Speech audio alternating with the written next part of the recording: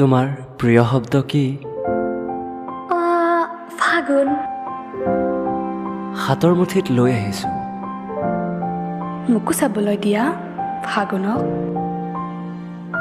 এই ফাগুনৰ সমস্ত ৰং তোমাৰ কপালত বুলাই দিম।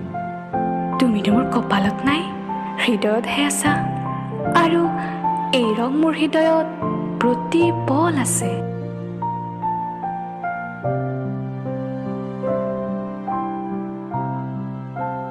কি হ'ল, ইমান মৌন কিয়?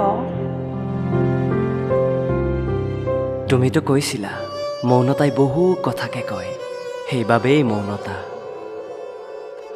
ইমান মৌনতা মোৰ ভাল নালাগে। কিবা এটা কোৱা না। ঐ আকাশ, কবিতা এটা শুনোৱা না। কবিতাবোৰ ফাগুন আছিল, বতাহে উৰুৱাই লৈ গ'ল। শব্দবোৰ বৰষুণ আছিল, এইবাৰ যে বাৰিষাই নাহিল।